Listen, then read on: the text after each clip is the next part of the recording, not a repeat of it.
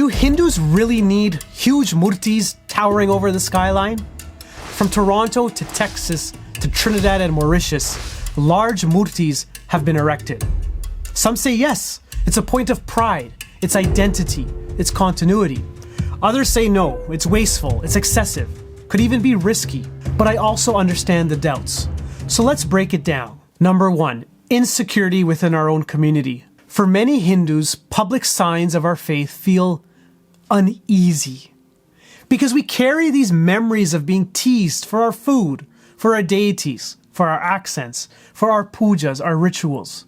For people who worked hard just to fit in, a 54-foot murti feels like drawing a giant target on your back. I've seen Hindus say online things like, "Don't cry racism" when they throw you out.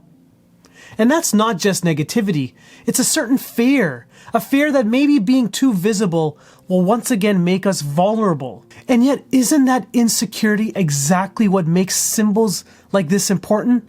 They challenge us to step out of hiding. You can't be a strong community if you stay hidden. Number 2, devotion doesn't need to be so grand. Hinduism has always embraced simplicity. A single diya lit at home, a quiet mantra repeated under the breath, meditation that requires nothing more than being still. So when a giant murti rises above the skyline, it does feel excessive. And you're not wrong. You don't need marble or steel or height to connect with the divine. But there's a paradox here. While devotion itself doesn't need to be this spectacle, community identity sometimes does. A private prayer can sustain you, the individual.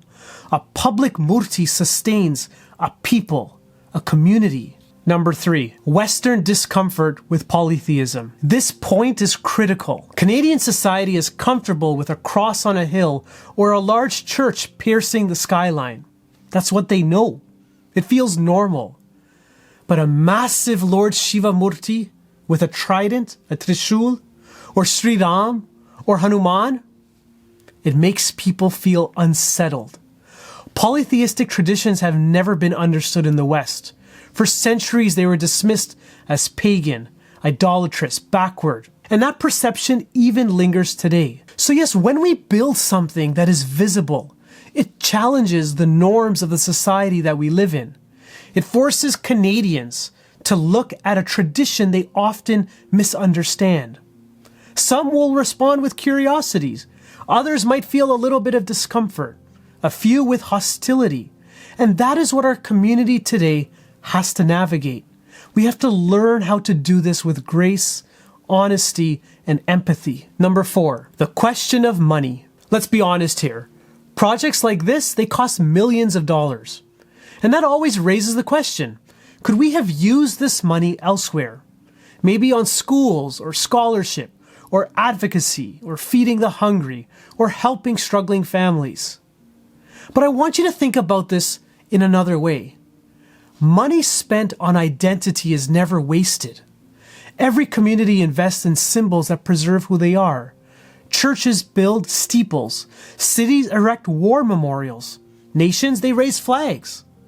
For Hindus in Canada who came from indentureship, migration, and decades of invisibility, a murti is not just stone. It's a declaration.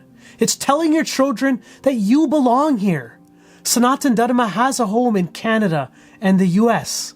And that's priceless. Number 5, the fear of backlash. We can't avoid this topic. Ethno-nationalism is rising worldwide, and the amount of hatred directed towards Indians is amplified by bots and those anonymous social media accounts. Public symbols like this make us visible, and visibility can attract hate. Some Hindus worry that projects like this could invite vandalism, ridicule, and even violence. And history tells us that their fear isn't unfounded. Do you remember the Dotbusters from the 80s? So the question becomes, do we retreat because of fear? Or do we come together as a community and claim these spaces as the last living tradition that has survived years of persecution and colonization? So where does that leave us? For me, It comes back to my own journey, from hiding my Hinduness as a child to standing before a 54-foot Shiva Murti in Canada. That's more than just a personal moment for myself. It's a generational shift, because what was once hidden in basements and school auditoriums is now standing tall in the open air. For the next generation, Hindu identity doesn't need to be a secret. It doesn't need to be explained away. I can be proudly Canadian and proudly Hindu at the same time. So yes, the questions will remain. Is this sacred or excessive? Is it devotion or display? Is it a risk or is it a legacy? Maybe it's all of these things. Maybe it has to be. But what's undeniable is this. Lord Shiva now stands tall in Ontario, and with him, the Hindu community stands taller too.